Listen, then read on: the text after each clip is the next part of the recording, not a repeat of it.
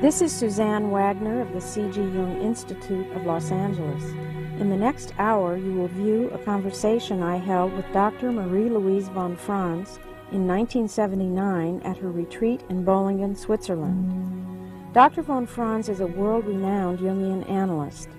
She was born in 1915 to Austrian parents who moved the family to Switzerland when she was 3 years old. She grew up in Switzerland and it has become her home country. She earned a PhD in classical languages from the University of Zurich.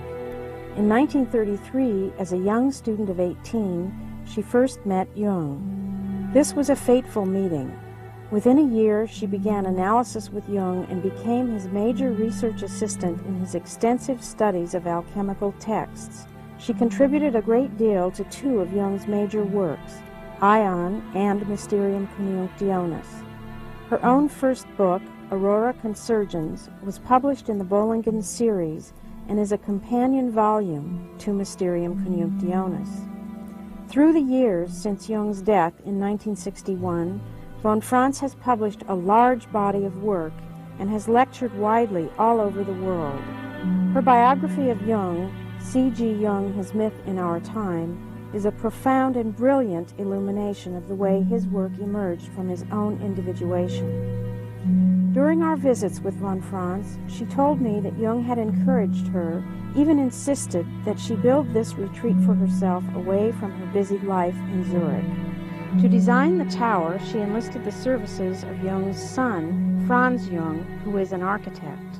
For many years, she shared this retreat with her close friend and colleague, Barbara Hanna. This conversation took place in the garden outside the tower in September of 1979. Since that time, Dr. von Franz has retired from lecturing and analytic practice. Dr. von Franz, I'd like to ask you some questions about your experiences with Jung over the many years that you worked with him. In terms of his own typology, he was, didn't he feel that he himself was a thinking intuitive? Yes, he felt he was a thinking intuitive type. So it would have been, the inferior function would have been somewhere in the feeling sensation realm. Yes. And that would have been where all the imps and the devils played, I suppose. Well, you out see, of the unconscious. for me that would be difficult to judge because I'm a thinking intuitive too. Yourself. So I have also inferior feeling. So if there was a clash, you never knew quite whose inferior feeling. But I would say in 85% of the cases I had to see that it was mine. I see. So between the two of you, that would be a kind of dark area. In that type, it's difficult because in one way you get marvelously on as long as you keep to thinking and intuition. You get on completely. And then on the feeling area, you have trouble. Well, I wondered if you have any anecdotes or stories about how you bumped into his shadow side, or how it ever upset you, or you felt disappointed, or...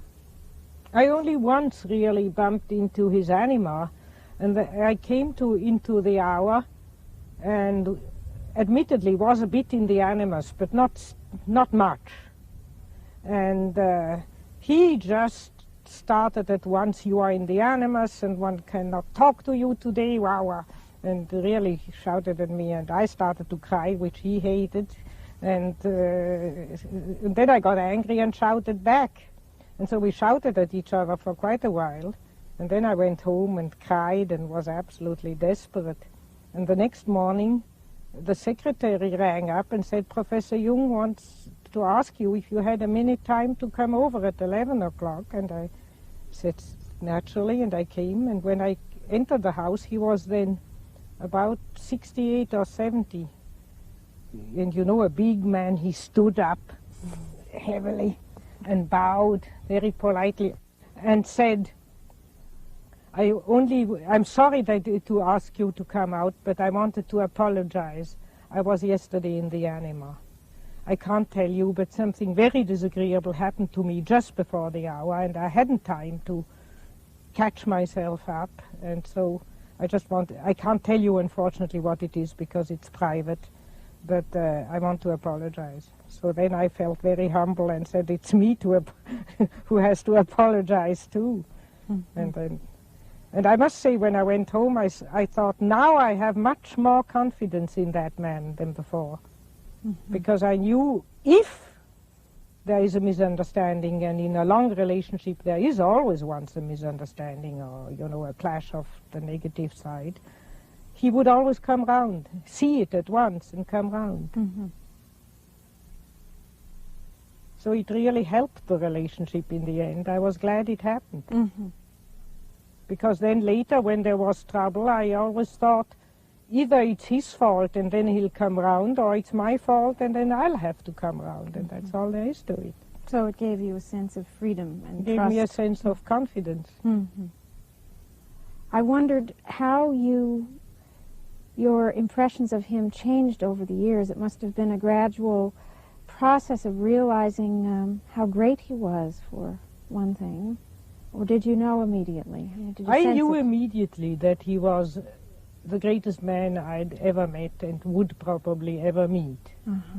And the process was rather the reverse. I was so awed by him when, being 18 and he 58 and a great man and so on, that for a long time I had difficulty to relate to him because I was too overawed. Mm-hmm. He made me speechless. I couldn't, in a way, relate to him.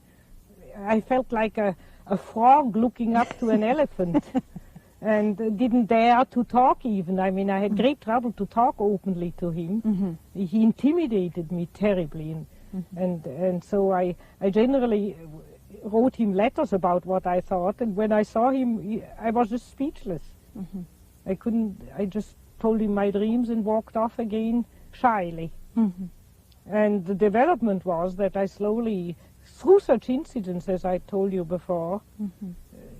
It became more a human relationship, and a more equal relationship, and a possibility to talk openly or not to talk, or mm-hmm. not to be so overawed mm-hmm. as I was first. Did you know Emma Jung very well? Did you have much contact with her? No, I didn't know her very well. She was a great friend of Miss Hannah, and they got on very well together. Mm-hmm. We never had any difficulties, but I never came close to her, except in the last summer when she was ill and she knew she was going to die. She apparently talked to her husband, and they decided that I should finish her book. And one day when I went to the tower, he said to me, "Go over to speak to my wife." And I looked at him amazed, and he said, "Her attitude to you has changed." Mm. And then I had a very good talk with her. He had the wish that I should do it. And so that then suddenly, in this last moment before her death, made a very positive bridge. Mm-hmm. And I had an interesting dream. I was very uncertain. I naturally agreed to do it. I mean, who wouldn't in such a situation? But subjectively, I felt I can't do ordered creative work, it's not my work. How can I carry out a child which somebody else has conceived? Yes. That's a transplantation. How can I do it? Mm-hmm. And I was very doubtful about it. And then I dreamt in the night. Yes, I must first tell in reality, my dog, after she had been in heat, sometimes had imagined she was going to have puppies. And then she made holes in the ground and lay in them happily, with his mother feeling something for puppies. And she did that once in Jung's tower under a bench and had made a hole there, and we laughed about it. And in the dream, Mrs. Jung had a big bowl of soup, and she said, "I'm going to put that into that," and she put it in that hole which my dog made. Ah. Now, you see, the soup bowl is one of the symbols of the Grail. That was the Grail. He is in one version, the Grail is a soup bowl. And so it means I hand now this soup bowl, my child, to your mother instinct. As an adopted child, to your dog, which is your mother instinct. That's beautiful. So that is an act of adoption on the feminine side. You see, I've adopted her child, so to speak, because she has entrusted me with her child. And when I woke up after the dream, I thought, now, I'll probably be able to do it. Yes. My unconscious has accepted the task. How did you feel about Jung's relationship with Tony Wolfe? How did you know of it? First of all, it was just there, I guess. I knew it by gossip, I don't know. I mean, he made no secret of it, so everybody knew it, and very soon, I couldn't remember the exact date, but very soon I got into the Jungian pupil patient circle, I heard about it. And I actually guessed it the first time I met him, because he was with Tony Wolfe in the tower. And I thought, oh, that's his woman friend. How do you understand that, his need for that kind of relationship with her? Did it have to do with the development of his work, do you think? Or his own relationship to the deeper unconscious? You see, a man of his stature, one woman couldn't fill out all his needs for relationship. And Mrs. Jung was, he loved her very, very much, but in certain areas of his work she didn't follow him. She didn't come along. And so when he met Tony, he was in the midst of this big crisis where he went down in the unconscious, which he tells about in his memories. And she went along there in that experiment with him. And he always said, I'll always be grateful to her that she has come along with me there. That was the real reason. And the other reason is that if a man's anima needs are not fulfilled by one woman, then if he doesn't live it, his unlived eros goes on to the daughters, and they develop a father complex. I've just seen that the other day with a case where a man the daughter dreamt every night that he was breaking into her bedroom and raping her, which he didn't in reality, but you see, there was a kind of unfulfilled life in him which was subterraneously, and he had experiences where he realized that. He suddenly saw that his daughters began to flirt with him, and that terrified him. And so he said he had only the choice of being either the perfect gentleman according to bourgeois standards and have neurotic children, and everybody would just be sorry for him that he has neurotic children, or to be the man at whom everybody can throw stones, but help his children not to become sick. Not to be burdened with his own. Not with burdens with his life. And so he decided to choose the latter. And he had many more dreams, which I don't want to tell, but dreams which very clearly told him that that was fate and he had to accept it. Even, you see, at the time he lived, that was still, nowadays it's practically fashion. But in these days it was a terrible thing, and there were a lot of people who wouldn't talk to him after that anymore. They were very shocked. Well, in some parts of Europe, there is more of a tradition for a kind of an inspirational relationship with another woman. I think in France it's more accepted. In France it's always more, has been. Altogether more sexual views in France are much more liberal. Or in China it was in the old China, quite officially accepted situation. But in our culture it was a scandal. Yeah. It doesn't seem to be, at least in my own experience, so common for women. I mean, it seems that women men are more polygamous and women are in general more monogamous. That doesn't mean I have seen in my practice many women who got in that conflict too. Yes. But it's not so frequent. Do you have any thoughts about why there is that tendency in women for more monogamous? Is it? I think that's nature.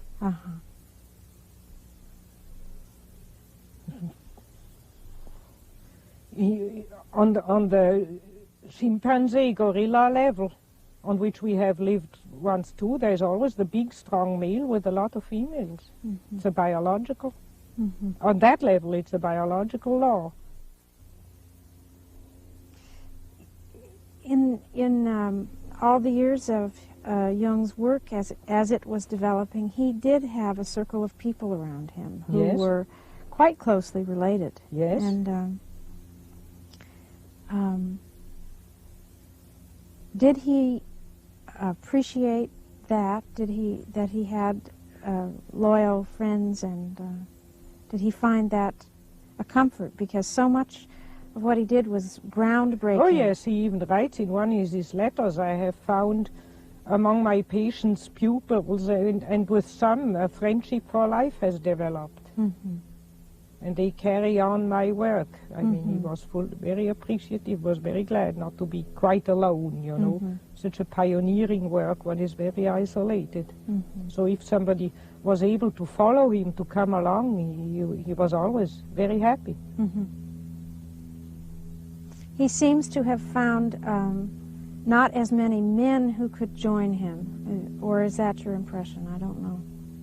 Oh, there were some men who followed, with whom he had very good contact, but naturally there was also a lot of trouble, because you see men, especially men he got better on with men in another field, poets, writers, artists, and so on, because they don't compare themselves with him.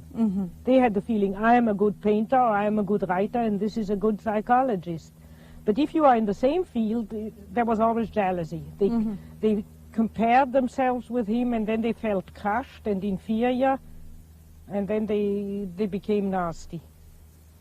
That was a very regular pattern you saw with many who were working in the field of psychology and psychiatry. It needs a certain generosity to appreciate a great person of your same sex. And the devil always whispers to you, he's better, I'm better, he's only that, I'm better, and the whole jealousy, and then that creates trouble. He took great trouble to avoid that, but in a way, he was a crushing personality for a man. You know, he did everything better. He was better in psychology, but then he painted beautifully. He could cut in stone.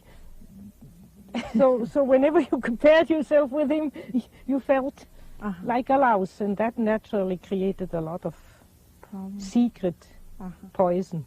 Yeah.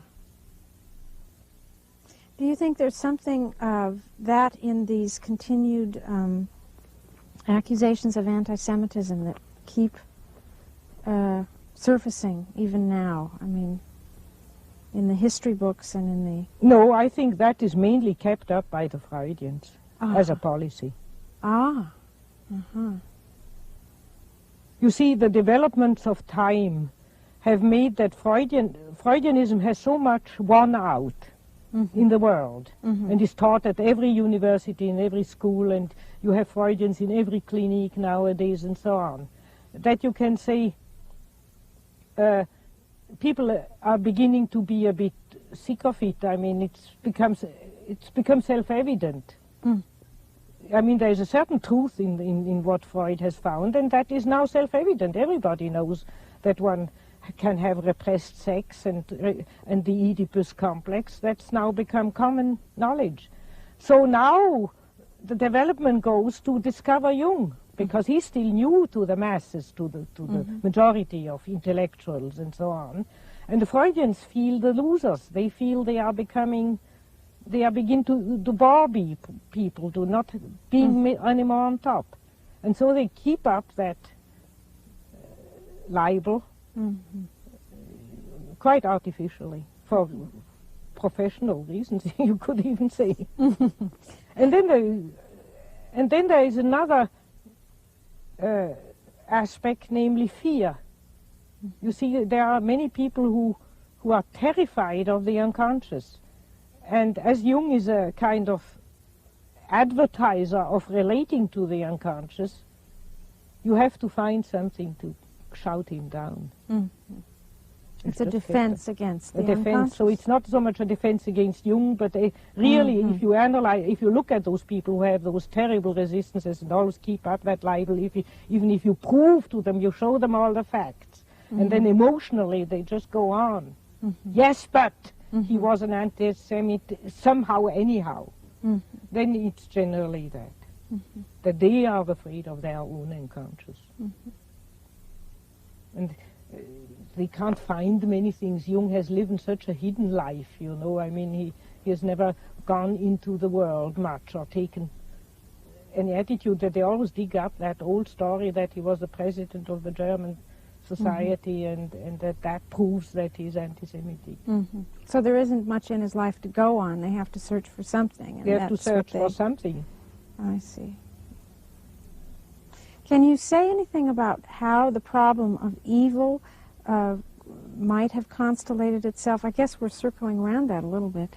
In personal experience in the Jungian community as the years went on, I mean, doesn't it constellate itself right in your own backyard? Yeah, naturally, obviously. But Jung's awareness of the problem of evil did not spring from there.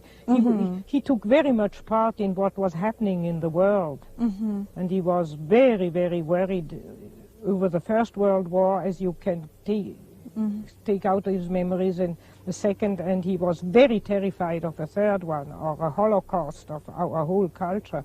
He seriously reckoned with that. And via that, the problem of evil has come into being a major preoccupation. While the constant mischief and jealousies and anima nonsense, that he took more on his stride, you know. He didn't take that very tragically. He just said, are you so infantile, and all those pupils I've trained now so long, and they're still just kindergarten. He just cursed it, but it didn't upset him. What you would call the personal shadow of people didn't upset him. He just grumbled and cursed a bit, but that's not the problem of evil. It's that major evil of complete destruction which worried him. And his real approach to that was the inner work that he did. The only thing you can do. Only thing you can do. To confront yourself with it where you are. All the rest, all the benevolent, if benevolent preaching would help, then we would be out of the trouble long ago, because we get a lot of benevolent and reasonable preaching, but it doesn't help. So the only place where you can really put the hand on it and deal with it body to body, the problem of evil, is in yourself. And there you have the hope to change something, but the hope to change the world is a childish illusion.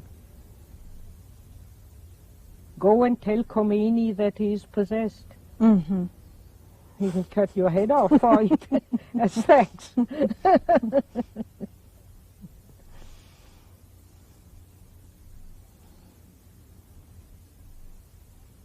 seems almost impossible that enough people in our time would be wise enough or courageous enough to choose the inner way with the problem of evil. It's so tempting to try to be heroic and act outwardly. Yes.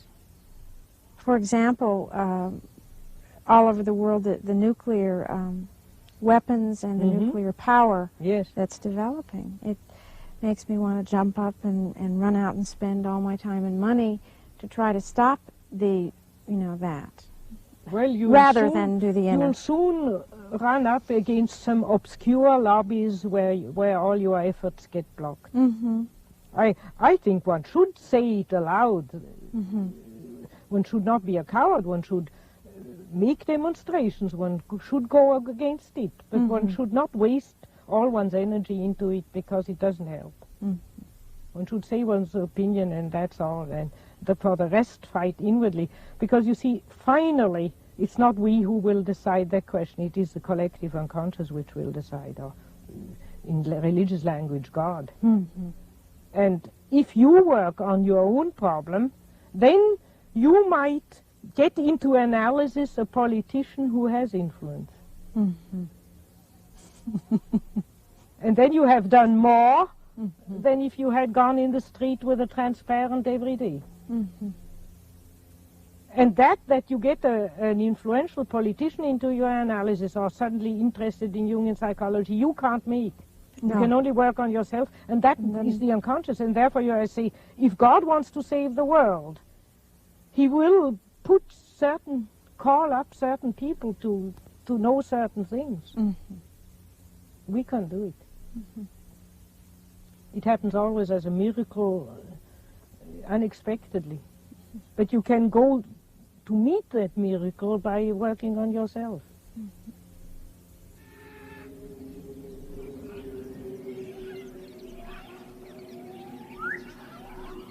I left it as natural as I can.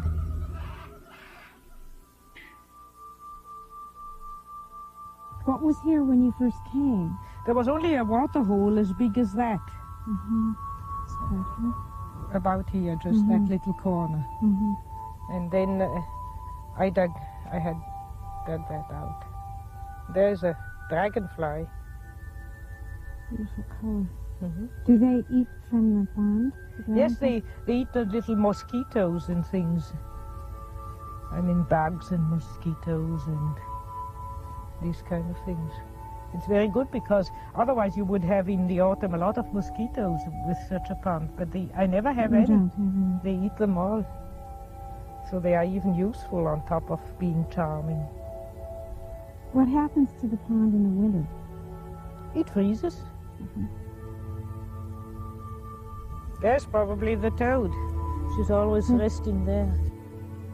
There's one. Aren't they sweet? Oh, they're beautiful. That's a toad. Yeah. It's a toad, like a kind of toad. It in German it's called Unke, because it doesn't croak, it makes coo, coo, coo, coo, coo, coo, coo, coo, coo, coo, coo, coo, coo, very delicate, but you hear it very far in the woods. It's a delicate but penetrating sound. But they mostly do it in the mating time in June. But you hear them sometimes also in the evening when they are very good mood. They make coo, coo, coo, coo, coo, coo, coo, coo, coo, coo, coo, coo. Really, they're sweet. They breathe in the air. It looks as if they put their mouth up above the water sometimes. No, they can also breathe under. Both, huh? And they can stand it under the earth. When it's very dry, they go under the earth and they survive till there's water again. Mm-hmm. They dig into the earth and they sleep till about the warm days of April. It's always exciting in spring. You wander and you are the toads there, and then at a warm day, the first toad.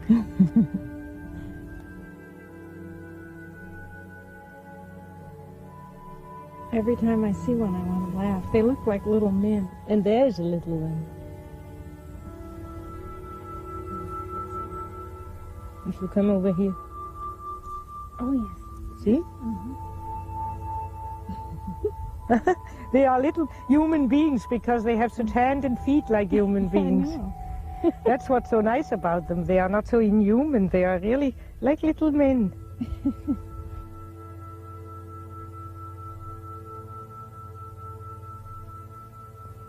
Dr. von Franz, can you explain the concept of the personal shadow and the collective shadow?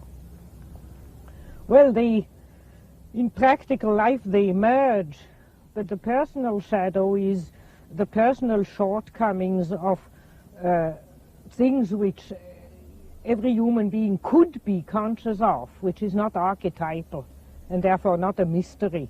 For instance, such things as greed for money or jealousy. Jealousy is one of the main aspects of the shadow, or laziness, sloppiness, unrelatedness, sentimentality and whatnot. Inferiorities which everybody has, but prefers not to know about. And because we generally strive through education and through environmental pressure to be a bit better than we actually are. Or we have our own ideals. I oughtn't to be jealous. I oughtn't to have a power complex.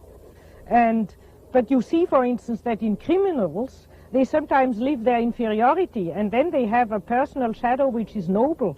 They dream about noble people, and it's just reversed. They live, so to speak, their mean side, and then they have a positive shadow. And therefore, even in what is more the average truth, the inferior shadow is not really bad. It's just human, all too human. Mm-hmm. And something one could know about. If one is jealous, or if one is suddenly possessed by wanting money or so on, one could know about it if one is honest with oneself. But the collective shadow has to do with the dark side of the archetype of the self. That means it's the shadow of the God image. In the Christian tradition, it would be the devil. Mm-hmm.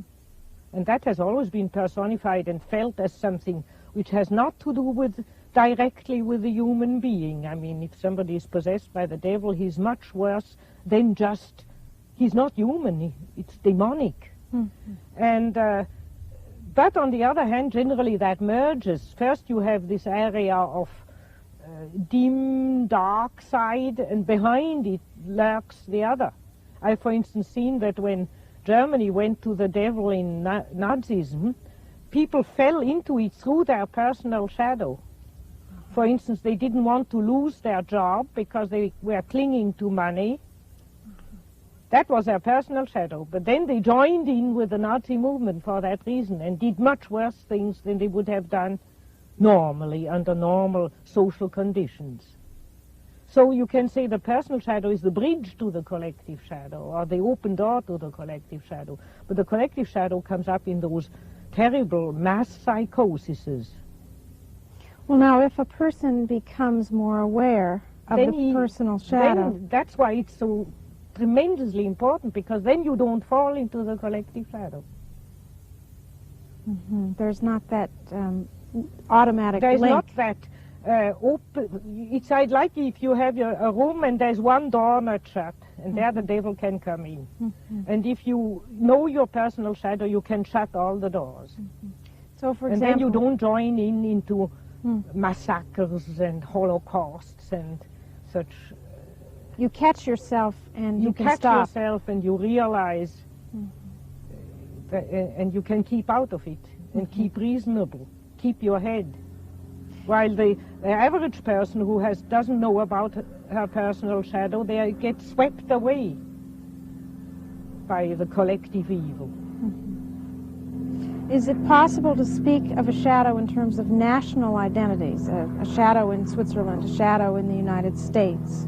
Yes, naturally. The summing up of every society has its ideals and lives up to those ideals and has also a shadow.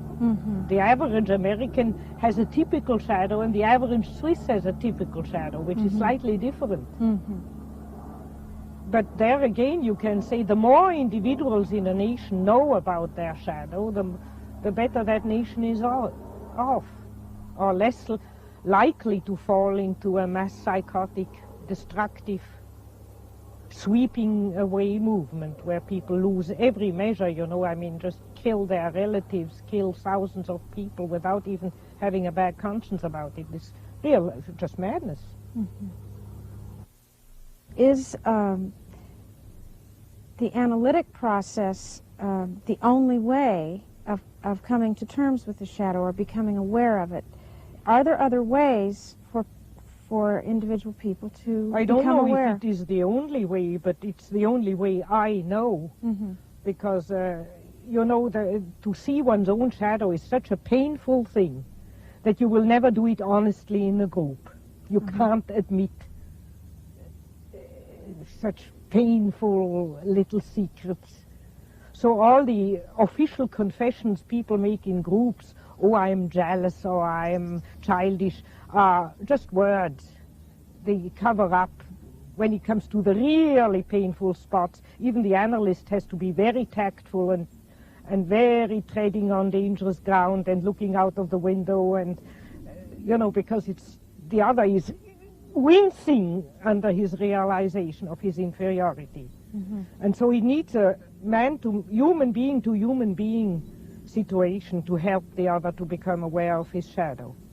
And you can't do it in a big sweep. It's the individual connection, though, that is so important. It's the individual connection which is decisive. Because you can't stand your shadow when you are alone. You just collapse. You need a human being to hold your hand when you go into that dangerous area. And if there's a group, you slide out, kind of. You slide out or you make general. You know, like in the Oxford groups, everybody said, I'm greedy of money, I drink too much. And they didn't mean it. It's in the personal relationship that it becomes so awkward. And then you are pinpointed, and then it becomes an indelible shock to see your own shadow. And then you have it, then you really know it. You can't forget it again the next morning. Well, doesn't that also happen in long-term friendships or marriages, that you're kind of up against the wall, faced with it? All close relationships are, in a way, analytical relationships. It is because it simply means a relationship in which both partners try to become conscious by exchanging with each other, sharing each other's fate. There seems to be around marriage a kind of avoidance and aversion now. So divorce is so easy, and it's happening, at least in the States, that people don't stay married very long. So they in a way, are they running from the shadow, do you think? They are running either from the shadow or very often from animus and anima. That's the big complication between the sexes.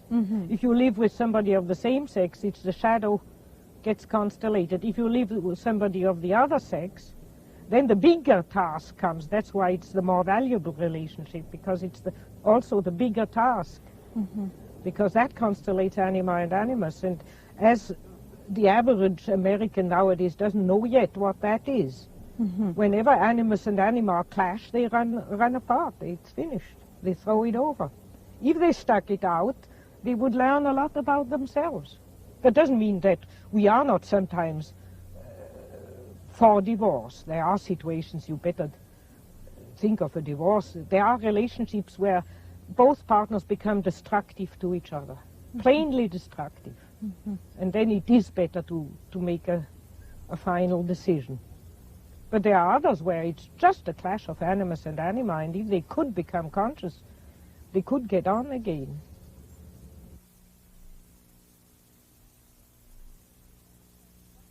It seems that every place but Switzerland, the money is going up and down, up and down. It's in high inflation in the United States. Does this, and even the terms are psychological, inflation, deflation, depression, we are going to a recession, to a depression, through a boom, through an inflation. It's all psychological. Well, take it as at the first sight, that's what it is. So, but what is it that is inflating money us? Is a symbol for the circulation, the extrovert circulation of energy. And when you have a boom, then there's too much extroversion, too much consuming, too much activity going on. And then you get forced into a depression and a recession, which forces you into poverty, which means more introversion, more sacrifice, more turning to inner values. You can't afford a television, you have to amuse yourself with your own thoughts, and so on. So you can just read those papers with a psychological eye and you see what's happening. What is it about Switzerland that makes it so solid here in terms of the money? I think that's because we escaped 2 wars, and therefore we have more traditional continuity. You see, wars mix a population up completely, uproot them. A whole generation of men disappears. The next generation of men is brought up by widowed mothers. And then there are enormous transplantations of, for instance, in Germany, all the Germans who were east of the Iron Curtains flooded into Western Germany, married Western Germans, and so on. They have no roots, they have no love to the village. They settled in a village because they got a job there, but they don't love the village, and so on. So that makes for a rootless population, and a rootless population looks for only what they have before their nose. A good job, money, a flat, schools for the children to bring them up. That's ABC. Naturally, I would do the same thing. I mean, if you are thrown out of your country, that's what you look for in the other country. And that destroys all human relationships, be the grandmother, the grandfather, the aunts being together, knowing the village. Everybody knew you when you were a little child. You are contained in a family. If you lose your father or mother, the whole neighbors come together and help you, and they knew your father and mother and so on. All these ties are broken. Mm-hmm. And we need continuity, historical continuity, and the more a population can have a time of long historical continuity, the more they get balanced. Because you see, I see it up here, how things regulate themselves. When I came up here, my neighbor, who's died now, who sold me the land, said, look here, up here in Moos we are a little family. We quarrel all, we hate each other. He didn't talk to his own neighbor, never, they didn't greet each other. But we never go too far, because if we are stuck in the snow with the car, we have to help each other out. You wouldn't help me out, wouldn't you? I said, yes, I would. So he said, you see, for instance, one peasant cuts a tree across the border of the other peasant. He doesn't make a lawsuit. He smiles, and he cuts also a tree on the other side of the border. And then they meet again in the inn, and they have a little grin at each other, and that's all there is. And so the shadow is balanced out. Mm-hmm. And you don't call the state in and the whole injustice of so-called justice. Mm-hmm. It's all settled on human level. And everybody knows everybody's shadow and says, don't tell that lady that and that, you know she's and so and so. Gossip is a form of low kind of psychological analysis of each other, you see. Uh-huh. And so everybody's contained. And now I feel, first I was the foreign queer lady here with a funny house, but now that I'm here for a long time, the peasants come to me and talk we the Bollingen people don't want Jona to do that and that. I belong. Uh-huh. That makes me very happy. Uh-huh. And Switzerland has had a long history. Has not much yet. It has also big towns, and there we have all the troubles we have in the world. Mm-hmm. But we have still big areas of little towns and villages where the great-great-grandfather is buried in the churchyard, mm-hmm. and where people just follow on the rhythm of the past and are contained in a natural community. There must be something, though, in the psychology of the Swiss, not just the geography, that has allowed this introversion of war, as Miss Hannah once put yes. it, so that war isn't acted out. Well, I don't think we are better. It is just, we are so small mm-hmm. that we can't act out war. Mm. I mean, we can't attack Germany or France or Italy. We are the smallest. And therefore, we have to defend. We are like a hedgehog. The Nazis called us the hedgehog they were going to pick up at the end, as they sang. We just try to defend our little country, and we can't afford exploding with our shadow against the others. We would nicely get it if we did. Mm-hmm. So we have a shadow, we can't explode outside, so that has finally made us reasonable to look at our own shadow. It's the same as a neurotic patient. Generally, he only comes in analysis to look at his shadow when he has quarreled with his whole surrounding so badly that he has to. Then he says, my God, perhaps it's me, let's look at it. And that's how it's gone with us. And then slowly the Swiss got reasonable and realized the advantage of it and made it an institution. Our democracy is an institution of quarreling with each other on the basis of certain legal limitations. Mm-hmm. We have a constant hot, not cold, but hot war among each other. Mm-hmm. But we are respecting certain fair play rules where it could get too bad. Well, do you think that the big powers in the world, like the United States and Russia, are learning their limitations now at all? I think that is my hope. that they get into the same situation that they can't afford a war anymore, and therefore get confined to their own Borders. And if they are confined to their own borders, then they will have to confront themselves with their inner difficulties, and what's wrong in their own country. So the Russians will have to look at their dissidents and take them a bit more seriously, and America will have to look at their commercial dealings, which are a bit too rough, and look at the shadow there. In that case, a depression might be the beginning of a healing process. Yes, certainly. It's a great advantage.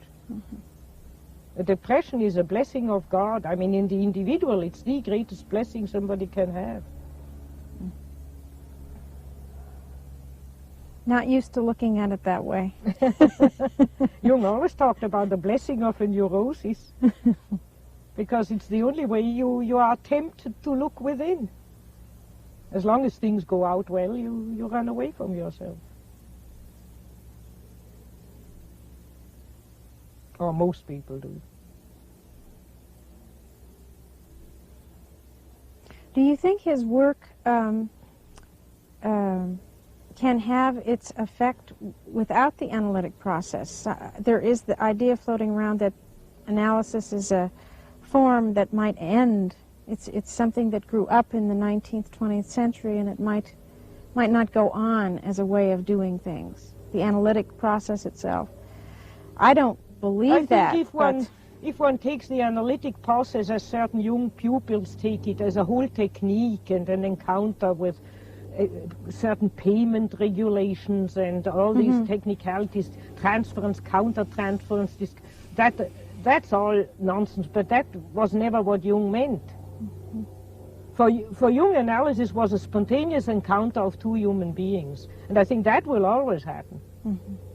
Because you look in the Far East, the real wisdom has always been transmitted from master to pupil. That means always from human being to single human being. It's the only way to really transmit something. But there's usually a container of some kind, a form that holds you together. I think that will just vary. Uh-huh. It will just be different. Yeah. I don't know what form it might take or not take. I mean.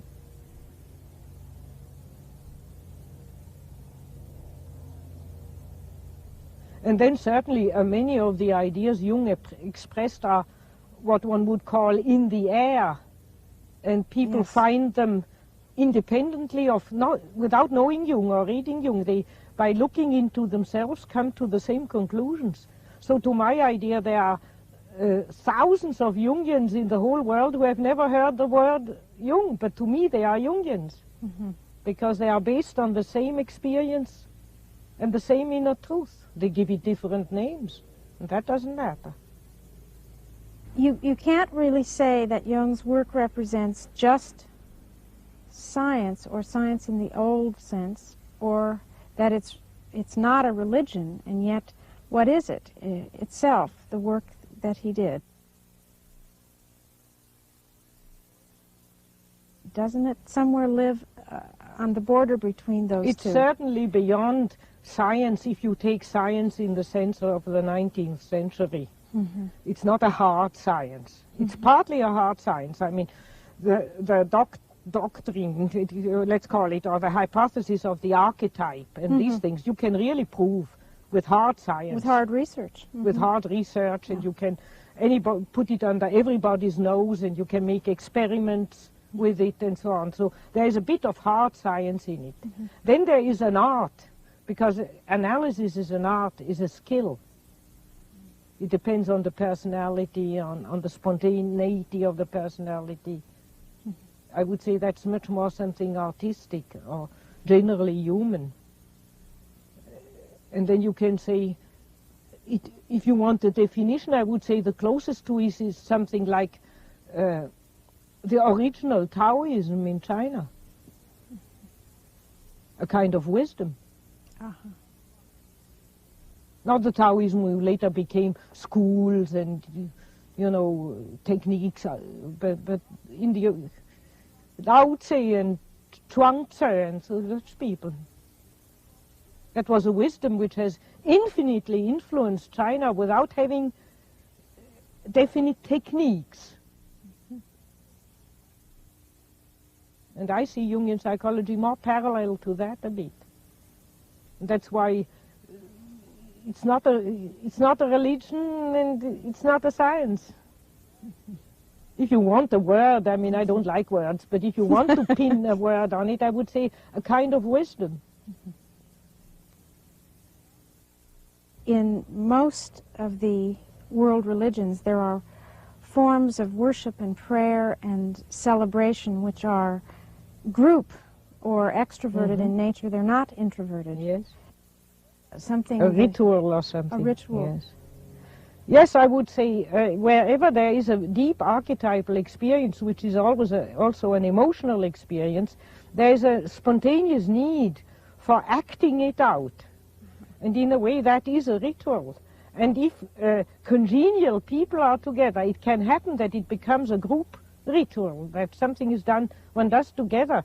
But if you organize it, the great danger is that then people come in who are not in the congenial mood. They had just an annoying letter at home before they joined, or something, or they are just in a sober mood and not gripped or so.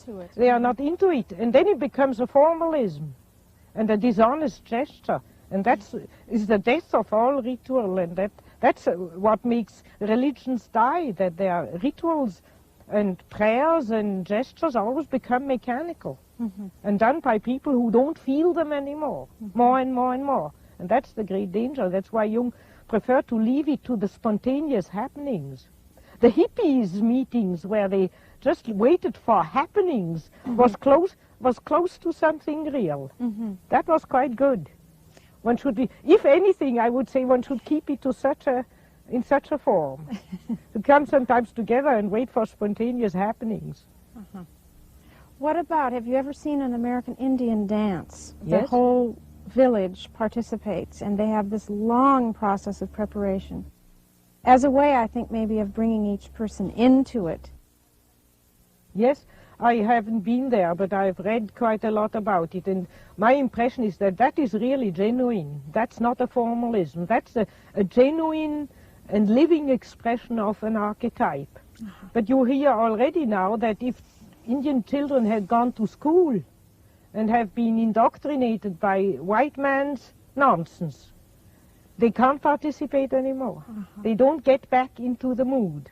So that means as long as you are in it, it's all right, but you can't, it's very difficult to find your way into it again once rationalism has thrown you out.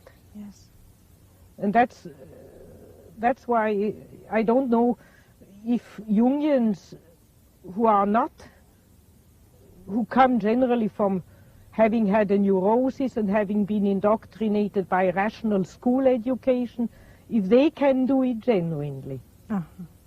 I have wondered if there isn't something, for example, what happened in Germany, because there was such a sweeping over of the culture and a kind of falling into ecstasy almost. Yes, that was a genuine religious phenomenon, but in a negative form. In a negative form. You see, that's the danger. When it happens collectively, it generally slips off into the negative. Jimmy Jones. It slips off into unconsciousness and letting oneself go into emotion, losing self-control. While, for instance, those Indian dances, though they are ecstatic, are highly formally controlled. Oh, yes. They are highly formed. Yes. And not just letting out one's emotions and falling into them.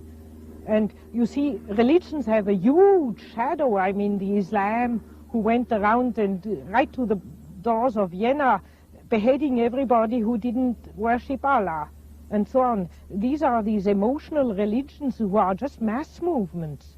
And they are not necessarily something ideal. They are just the archetype sweeping people away. You can say The ones who are in it enjoy it, and the ones who are out of it pay the bill. If you don't worship Allah, head off.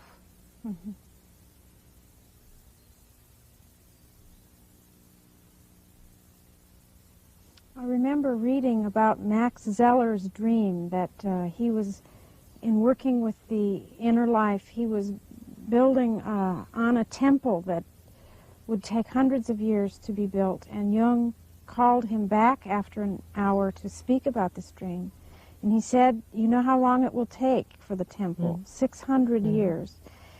Well, that image is quite a powerful one, as if all this individual work is building a temple. Yes, I think that's what I meant when I said before there are thousands of Jungians who have never heard the name Jung. All the people who are honestly working on their own inner problem in their own way are builders of a new temple, and it takes 600 years because that means it takes as long till we are fully in the Aquarian age. And then it'll probably come out what was building itself up. But one must not want it with one's mind or head, or want to organize it. One must let that happen. That's a dream which would compensate feeling a bit lonely, feeling a bit an outsider. And the unconscious says to him, no, no, do your own job and you are one of the builders. Hermes Trismegistus said in one active imagination to an alchemist, I am the friend of whoever is lonely. The unconscious doesn't speak to you when you are with people. Your attention goes to the people. Well, when you are lonely, I've lived in this tower sometimes 3 weeks alone without speaking to one word to anybody. And I sometimes thought I was going off my head. But the unconscious became alive. It was my partner. And that's why you have to be lonely, so that the unconscious becomes stronger. It's like loading up the unconscious, and then it manifests. And then you are not lonely anymore. So we have to support the unconscious. It's not enough to just have it. We have to actively turn towards it and support it so that it then helps us.